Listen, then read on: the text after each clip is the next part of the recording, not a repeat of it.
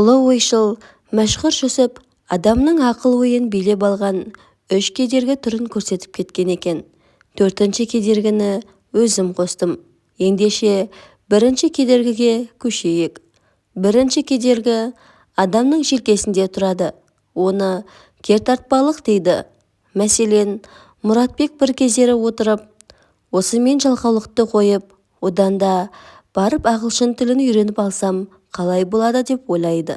Бірақ желкесі: Мұратбек, қайтесің? Ағылшын оқымай-ақ та адамдар нан тауып жүр ғой, кейінірек оқи жатарсың деп ұстап қалады. Сол адамның желкесінен 40 адам ұстап отырады екен дейді Мәшһүр Жүсіп. Содан кейін әрине түк істей алмай қаласың. 2-ші кедергі жалқаулық. Ол құйрықта болады екен.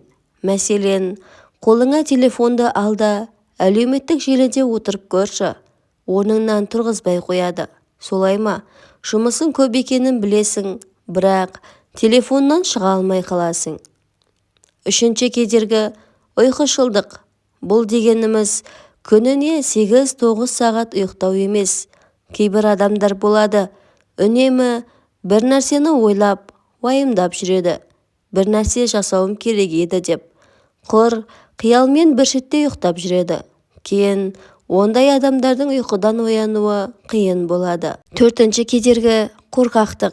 Бәлкім, араларыңызда кертартпалықтан ада жалқау емес, ұйықтап та жүрмейтін адамдар бар шығар.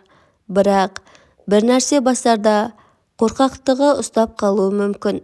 Ол да 1-ші кедергі сияқты жібермей қояды. Сондықтан бұл кедергінің бәрінен құтылу үшін адам өз-өзіне белгілі бір дәрежеде шектеу қойып отыруы керек. Компьютерге отырасың ба, 30 минут отыр да, ары қарай өз жұмысыңды жалғастыр.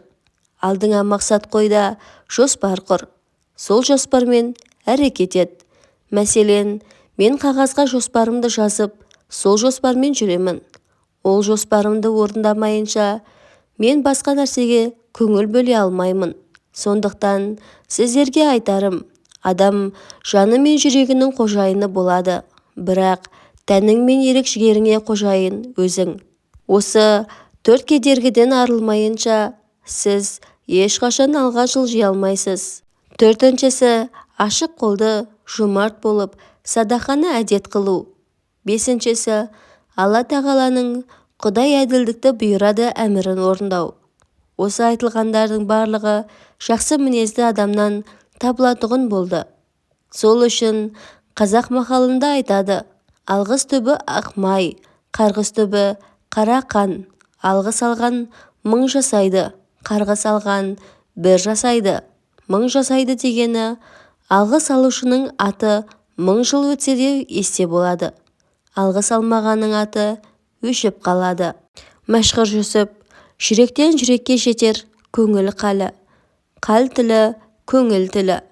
Қал білімі дегеніміз қолмен ұстап, көзбен көруге болатын білім. 1000 жыл оқы, пайдасы жоқ. Ал хал білімі дегеніміз жүректен жүрекке берілетін ғылым. Жүрегім бар, ақылға бағынбайтын. Сағыныш бар, сағынсам бара алмайтын. Үміт бар, үнемі мені алдайтын.